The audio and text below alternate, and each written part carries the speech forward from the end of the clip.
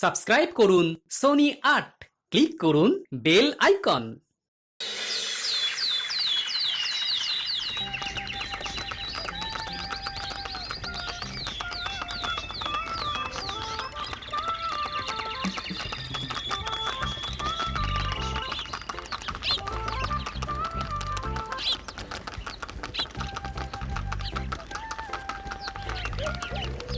অনেক দিন পর বেশ লাগছে বন ভ্রমণ।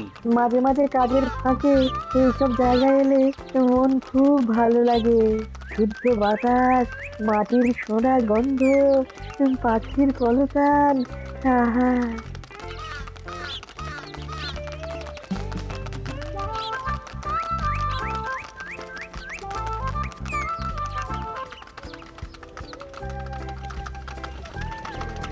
মহারাজের রথ থামছে।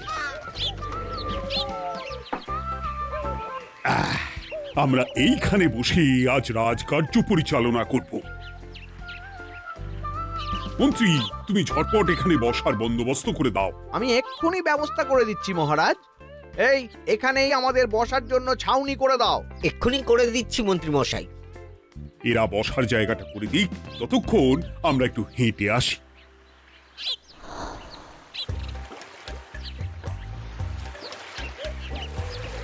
সকালবেলা হাঁটা শরীরের পক্ষে খুব ভালো মহারাজ।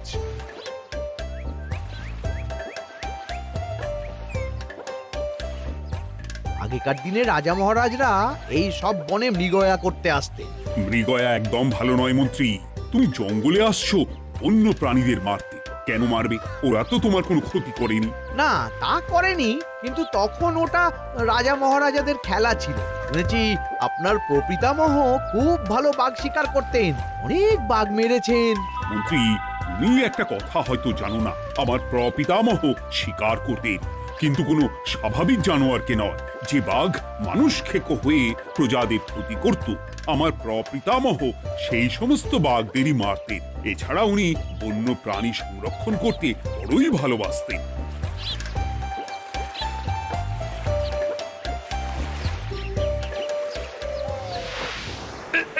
উফ, এটা আবার কি?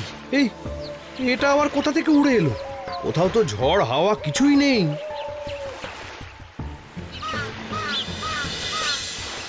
একটা ধাঁধা মহারাজ, এই কাগজে লেখা। ধাঁধা? পড়ো দেখি।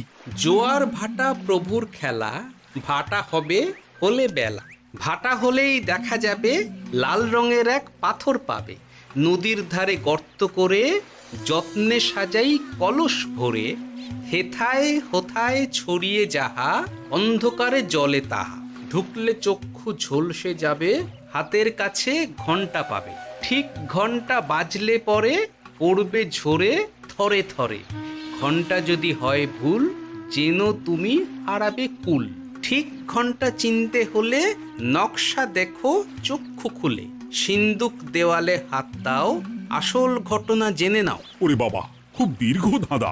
তা মন্ত্রী, তুমি কিছু বুঝলে? এটা একটা গুপ্তধনের নকশা। এর মধ্যে গুপ্তধন কোথায় আছে তার একটা ধারণা দেওয়া আছে। গুপ্তধন? ওটা আমাকে পেতেই হবে, পেতেই হবে। দেখি দেখি, একবার কাগজটা দাও। গোপাল, কাগজটা আগে আমার হাতে দাও, দেখি ভালো করে। এখন নদীতে জোয়ার চলছে গোপাল। একটু পরেই ভাটা শুরু হবে। হ্যাঁ, ভাটা না হলে কিচ্ছু বোঝা যাবে না। এখানে স্পষ্ট লেখা আছে, ভাটা হলেই দেখা যাবে লাল রঙের এক পাথর পাবে। তার মানে আমাদের ভাটা হওয়া পর্যন্ত অপেক্ষা করতে হবে। না, সময় নষ্ট না করে ধাঁধাটার সমাধান করতে শুরু করি। ভাটা হলে একটা লাল রঙের পাথর দেখা যাবে, এই পর্যন্ত পরিষ্কার আছে। বুঝতে হবে ওর পর থেকে।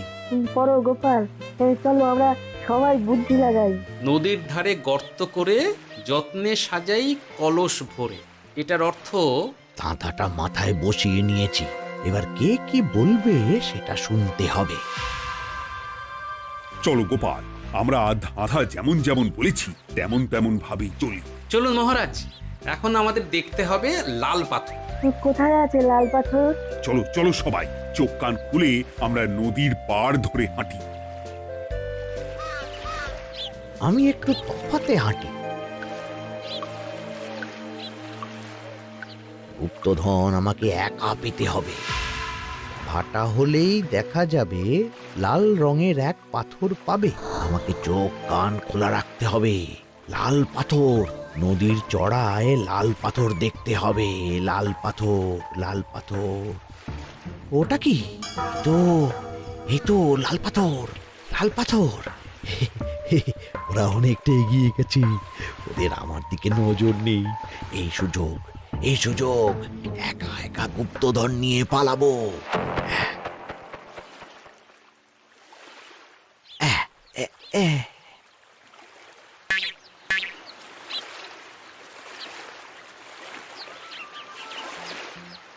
কি গো, আমরা তো হেঁটেই চলেছি, লাল পাথর তো কই দেখতে পাচ্ছি না। আরেকটু হাঁটতে হবে মহারাজ, গুপ্তধন বলে কথা, ওকে আর সহজে ধরা দেয়? সেটা অবশ্য সঠিক কথা। আচ্ছা, আমরা সবাই তো আসছি হেঁটে হেঁটে, মন্ত্রী মশাই গেলেন কোথায়? ও কি যে ঘটে! সত্যি তো, মন্ত্রী কোথায়? ও সেনাপতি, মন্ত্রীকে দেখেছো? কই না তো মহারাজ। তাহলে কোথায় গেলেন মন্ত্রী মশাই? এই জঙ্গলে বাঘ ভাল্লুক আছে, শেষে কিনা বাঘে নিল। হায় হায় হায়, মন্ত্রী গিন্নির কাছে আমি কি মুখ দেখাবো? হুম, বাঘ ভাল্লুকের পেটে যাবার লোক তো মন্ত্রী মশাই নন। ও গোপাল, কি ভাবছো? কিছু তো একটা বলো। এখন আমাদের মন্ত্রী মশাইকেই খুঁজতে হবে। তবে মন্ত্রী মশাই বাঘ ভাল্লুকের পেটে যায়নি।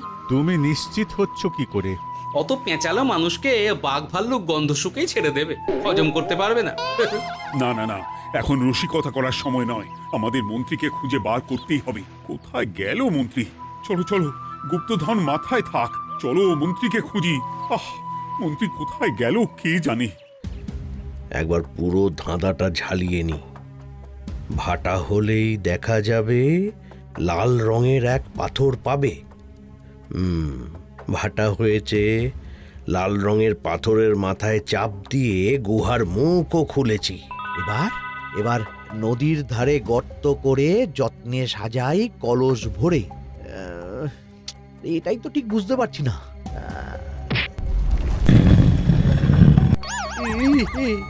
এই রে, এবার কি হবে? হ্যাঁ মহারাজ, কোথাও একটা আওয়াজ হলো। এই, আওয়াজটা কোন দিক থেকে হলো? চলুন সামনে এগিয়ে যাই। আমার মনে হয় আওয়াজটা সামনের দিক থেকে এলো। আমারও তাই মনে হলো। তবে কি মন্ত্রী মশাই লাল পাথরের হদিশ পেয়ে গেছেন? আমাদের চোখে পড়লো না, অথচ মন্ত্রী মশাইয়ের চোখে পড়ে গেল। আসলে আমরা কথা বলতে বলতে গেছি, তাই নজরে পড়েনি। মন্ত্রী মশাই একা একা আমাদের পেছন পেছন আসছিলেন। উনি ইচ্ছে করেই আমাদের পেছনে পেছনে আসছিলেন। নিজে একা গুপ্তধন নিয়ে যেতে চেয়েছিলেন, এখন কোথায় আছেন কে জানে।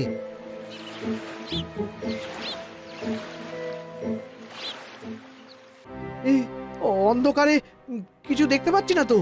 দাঁতাতে কি ছিল? হ্যাঁ, কি ছিল?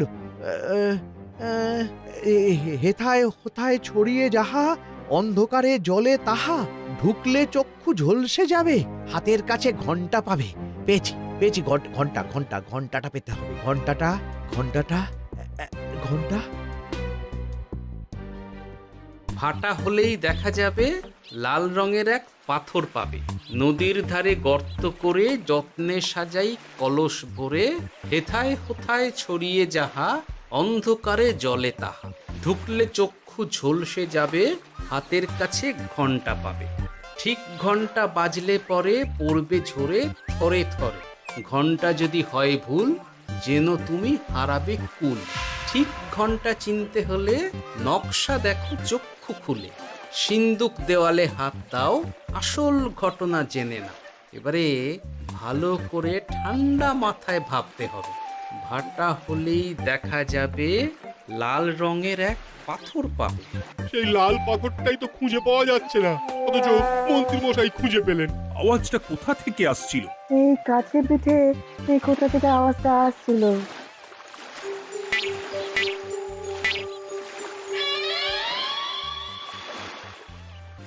এই তো, এটাই মনে হয় সেই লাল পাথর। একটু নাড়িয়ে চাড়িয়ে দেখি তো কিছু হয় কিনা।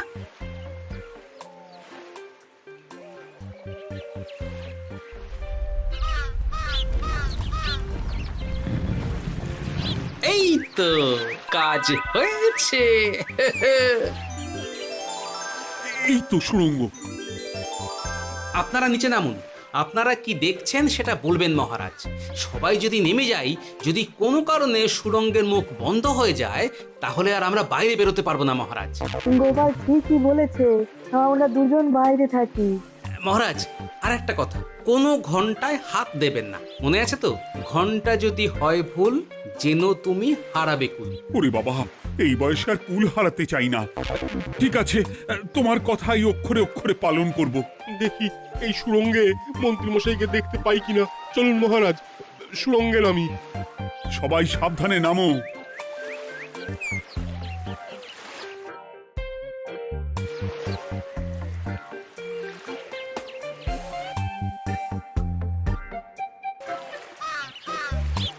মহারাজ, ওখানে কি কি দেখতে পাচ্ছেন? ওখানে কি মন্ত্রী মশাই আছেন? না গোপাল, মন্ত্রীকে এখনো দেখতে পাইনি। শুধু আমি এখানে অজস্র পাথর দেখতে পাচ্ছি।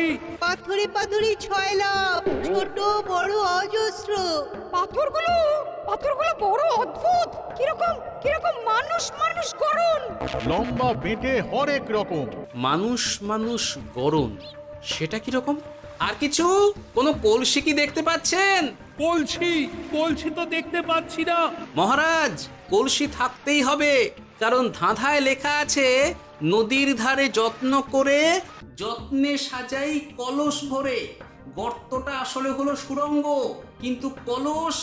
মহারাজ, মহারাজ, এইদিকে এইদিকে একটা কলসের মতো কি যেন আছে। এইদিকে আসুন, এদিকে এদিকে। হ্যাঁ গোপাল, দেখতে পেয়েছি। এবার আমি যেরকম যেরকম বলবো সেই রকম সেরকমই করবেন। আমি বিজ্ঞানীকে নদী থেকে জল তুলে পাঠিয়ে দিচ্ছি। পাত্র কোথায় পাবে? আমাদের জল খাবার যে পাত্র আছে সেটা আনতে লোক পাঠাচ্ছি। ঠিক আছে। শুধু একটা কথা বলছি, আপনারা কেউই সুড়ঙ্গের ভেতরে কোনো কিছুতে হাত দেবেন না। কেন গোপাল? সব পরে বলবো, এখন আমি যা বলছি সেটা শুধু মনে রাখুন। সুড়ঙ্গের ভেতরে কিছুতে হাত দেবেন না। ঠিক আছে। প্রহরী, তুমি যাও, যেখানে আমাদের বসবার আয়োজন করা হয়েছে সেখানে গিয়ে একটা জলের পাত্র নিয়ে নদী থেকে জল ভরে নিয়ে এসো। গোপাল, মন্ত্রীমশাই কোথায় গায়েব হয়ে গেলেন?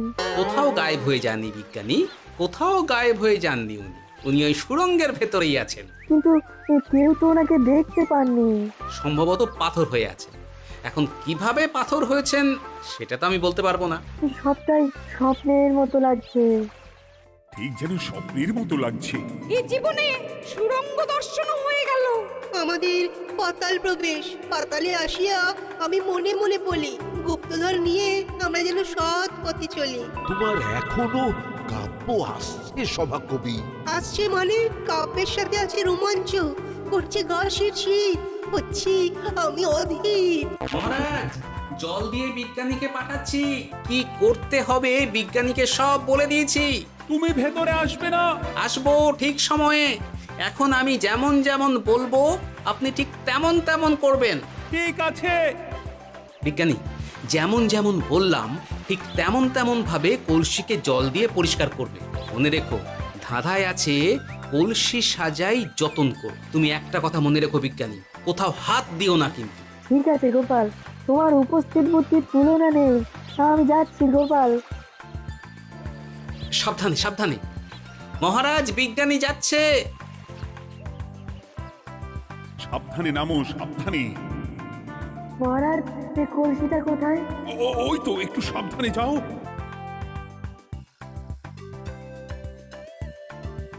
বিজ্ঞানী, কলসির দেখা পেয়েছো? পেয়েছি পেয়েছি পেয়েছি। এবারে কলসিটাকে ভালো করে জল দিয়ে ধুয়ে দাও। কলসির আলোয় সুড়ঙ্গ আলোকিত গোপাল। এরপর কি? ভালো করে দেখুন মহারাজ, কোথাও ঘন্টা দেখতে পাচ্ছেন কিনা। ঘন্টা একটা তো নয়, সার সার ঘন্টা, অনেকগুলো ঘন্টা। সাবধান, ঘন্টায় হাত দেবেন না, শুধু দেখুন।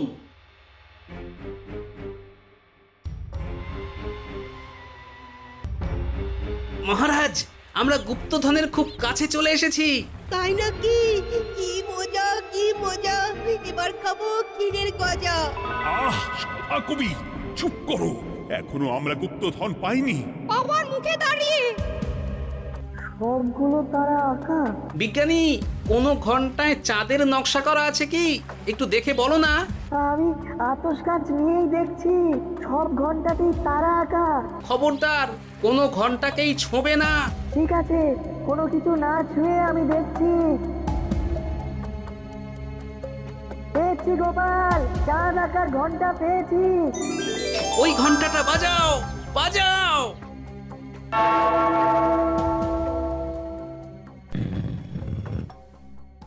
গুপ্তধন পেয়েছেন মহারাজ?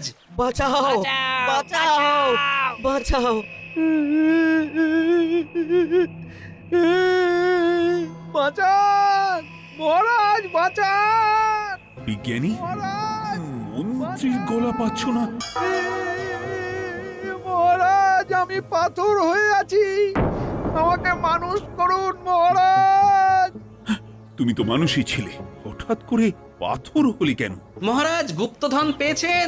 পেয়েছি, তার সাথে মন্ত্রীকেও পেয়েছি। মন্ত্রী এইখানে কোথাও পাথর হয়ে দাঁড়িয়ে আছে। দাঁড়ান মহারাজ, এবার আসছি।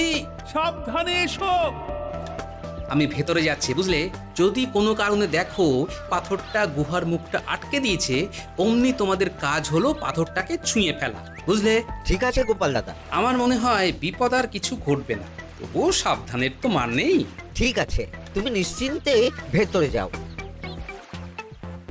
বাঁচাও, আমাদের বাঁচাও, আমাদের সবাইকে মানুষ করুন। আমাকে মানুষ করুন মহারাজ। আপনাকে তো মানুষ করা হবে মন্ত্রী মশাই। আগে বলুন, আপনি পাথর হলেন কি করে? ও, মনে পড়েছে ধারার শেষ লাইন, সিন্দুক দেওয়ালে হাত দাও, আসল খবর জেনে না। সত্যি গোপাল, তুমি না থাকলে এই এত কিছু আমাদের সবার কাছে অজানাই থেকে যেত।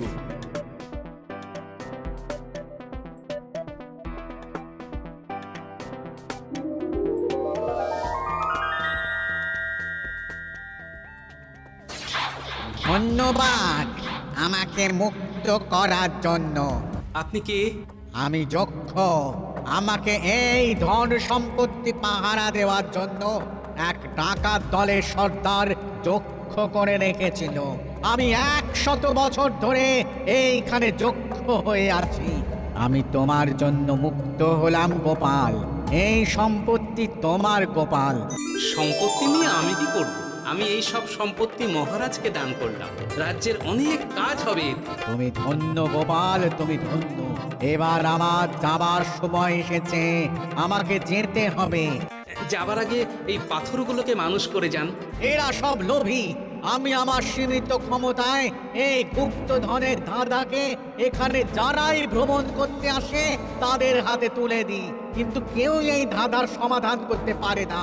সবার মনে লোভ কাজ করে, এই লোভ এদেরকে পাথর করে রেখেছে। পাথর হলো কি করে?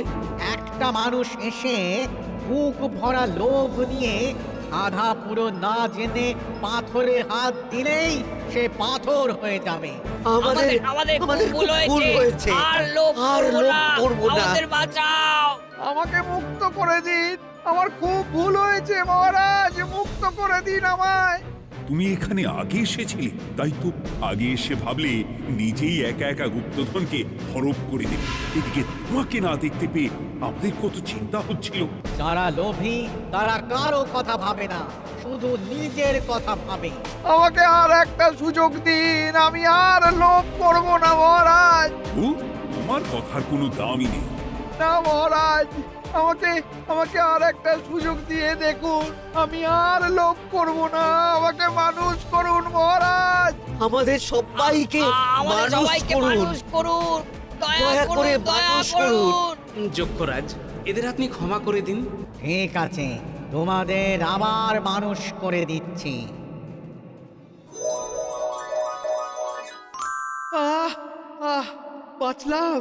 বাঁচলাম। এই রকম বারবার বাঁচা যাবে না কিন্তু। এবার সাপ ব্যাং যাই হবে না কেন ওইভাবেই থাকতে হবে, এই আমি বলে দিলাম। এবার আমার মুক্তি। মুক্তি নেবার আগে আরেকটা প্রশ্ন, যে ডাকাত সর্দার তার সম্পত্তিকে রাখার জন্য আপনাকে যক্ষ বানিয়েছিল, এ সম্পত্তি তো তাদের, আমরা তো নিতে পারি না। লোভ বড় খারাপ গোপাল, অতিরিক্ত লোভ মানুষকে পশু করে দেয়। ওই ডাকাত দল এই সম্পত্তির জন্যে সবাই কাটাকাটি করে মরে গেছে, কেউ আর বেঁচে নেই। সুতরাং এই সম্পত্তিতে তোমার অধিকার আছে, এই সম্পত্তি তুমি গ্রহণ করো। নিলাম আমি, কিন্তু এই সম্পত্তি মহারাজকে আমি দান করলাম। ডাকাত দল জনগণের সম্পদকে লুটেই তো সম্পত্তি বানিয়েছে, তাই আমি জনগণের কাজে লাগবার জন্যই এই সম্পত্তি মহারাজকে দিলাম। গোপাল, তোমার জয় হোক। এবার তাহলে আমি যাই, তোমরা সবাই সুখে থেকো আর ভালো থেকো। গোপাল, তোমার তুলনা হয় না। তোমার ঋণ আমি কোনোদিন শোধ করতে পারবো না। তুমি কৃষ্ণনগরের জন্য যা করলে তা ইতিহাসে লেখা থাকবে। না মহারাজ, আমি এমন কিছু করিনি, এই কাজ সবাই করবে। জয় গোপালের জয়, জয় গোপালের জয়, জয় কৃষ্ণনগরের জয়। For more updates, subscribe to our channel, click the show links and enjoy watching the videos.